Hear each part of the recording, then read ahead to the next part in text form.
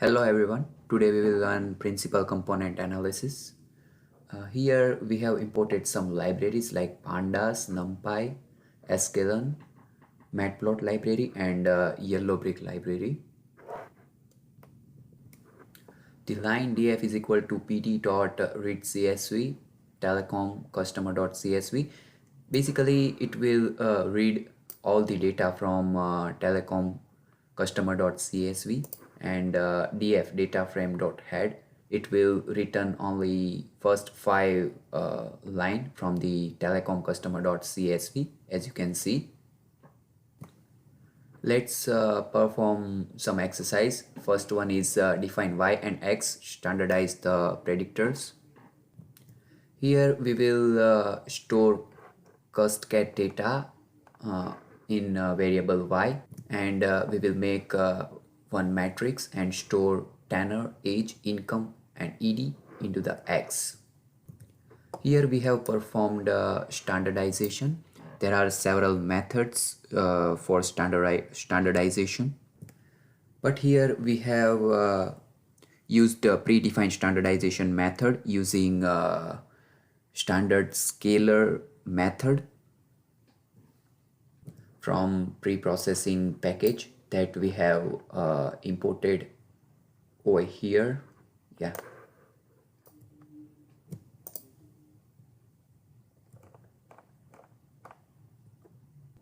So this will return standardized array x. Now second exercise, run a principal component analysis with four principal components. Plot the cumulative variance explained by the principal components. Here we have performed principal component analysis on x. The shape 1 indicates the column dimension, so we have chosen data from x from column 1. Here n components means number of components to keep.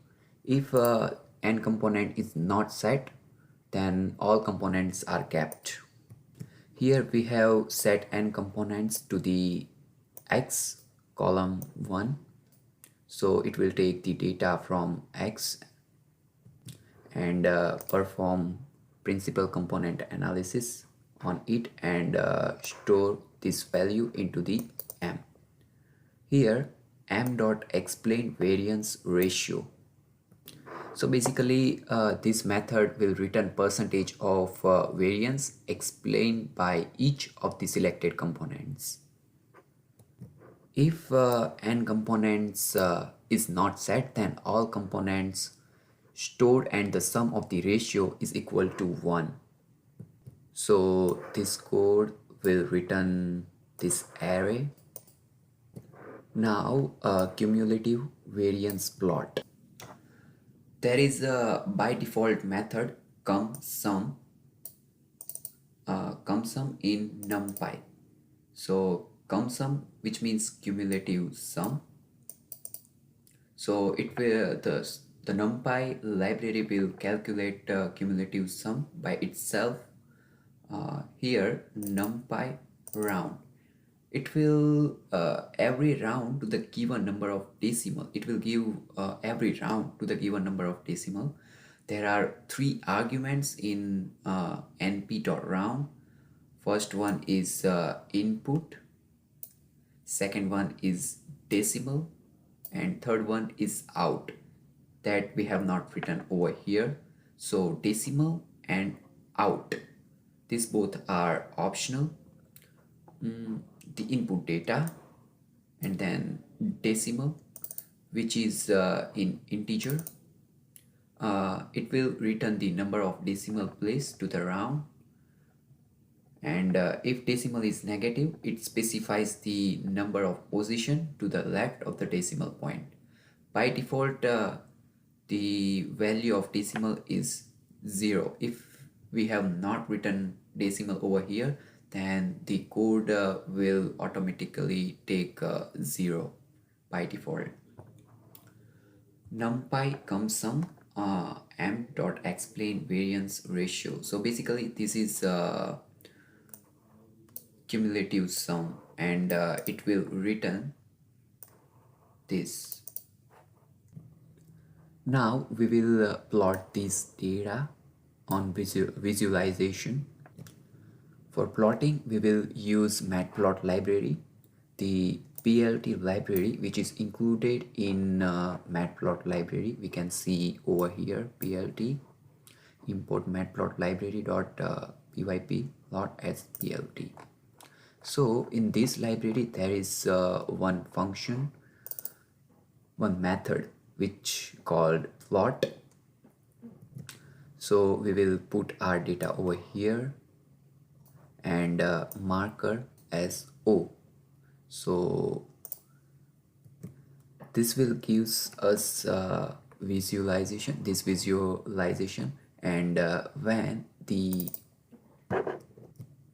data meets, then it will gives us a marker O, like we can see 0 0.43, 0 0.43.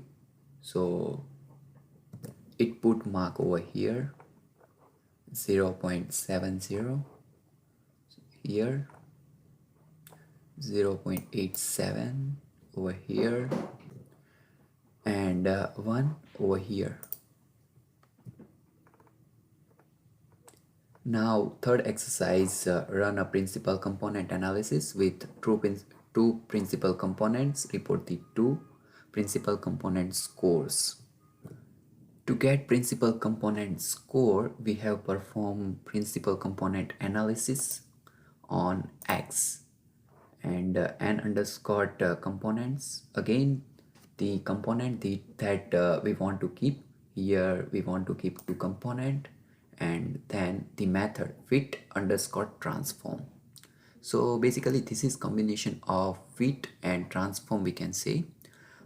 This method is used on the training data so that we can scale the training data and also learn the scaling parameter of that data.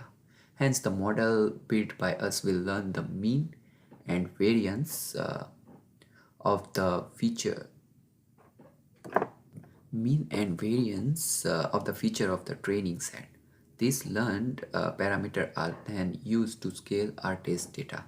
So what actually is happening here, the fit method is calculating the mean and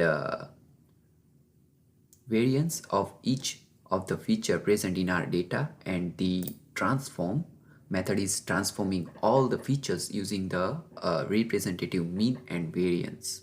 So at the end we will get principal component scores. Now fourth exercise, plot the samples on the two principal components. Again we will use matplot library to get scatter diagram, the syntax to get scatter diagram. The first input is M1 metric from matrix M1.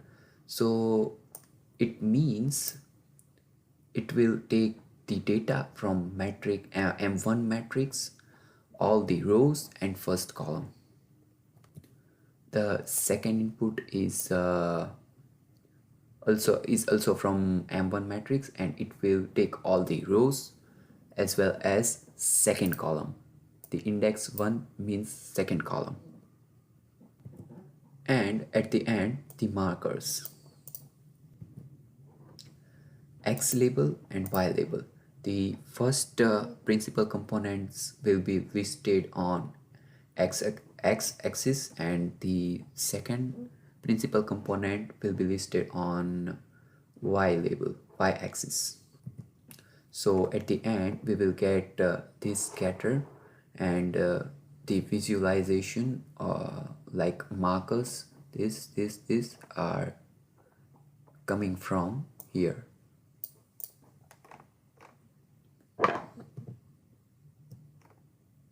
Now fifth exercise, draw a B-plot with the two principal component. The label encoder. This method can be used to normalize labels, and it can also be used to transform non-numerical labels to the numerical labels. Like for example, if we have the data like Paris, Tokyo, Amsterdam, then we cannot process it. So for this data, we will need to transform this data into the numerical labels. So basically, this method transform all the non-numerical labels into the numerical labels. And again, fit transform. This will fit label encoder and return labels, encoded labels. So by performing this operation, we will get numerical labels at the end so that we can process this data and make a bplot. PCA decomposition. Basically, this method is a visualizer, and it utilizes principal component analysis to decompose high dimensional data into 2 or 3 dimensional data so that each instant can be plotted on the graph. And here we have made project features true. So basically, by using this feature, vectors for each feature in the dataset are drawn on the scatter plot in the direction of maximum variance for that feature. So these structures can be used to analyze the importance of a feature to the decomposition or to find features of related variance for future analysis. Again, fit transform. We have performed fit transform on x and y, and then after that we made it as show. So we got this. Principal component 1 is on x axis and principal component 2 is on y axis. The sixth exercise is draw a bplot with two principal components using the mean value of each customer category. For that, we have taken a data frame. Here, we will perform a group by operation on custcat. So in this method, there are so many arguments like by which category we want to group by our data. So here there is only one category as index. Apart from this, there are so many like by, axis, level, as index, short, group keys, squeeze, observed, and so many. Here as index argument has only one type, it's boolean, so it can have either true or false. For aggregated output, return object with group labels as the index, and it's only relevant for data frame input. As index, we can see as index is false over here, so it's effectively give only SQL style output like we can see over here. So here we have organized our data so that we can draw bplot. Here we have taken two variables x and y. We have stored tenor, age, income, ed in x variable and custcat in y variable. Same as exercise 5, we will need to perform encoding on y so that we can convert any non-numerical data into the numerical data. So by performing this line, we will make our all data in numerical form. So at the end, it will return numerical labels. To draw bplot map, we will need to perform these three things: PCA decomposition, after that fit transform, and then show. So at the end it will give us this diagram bplot.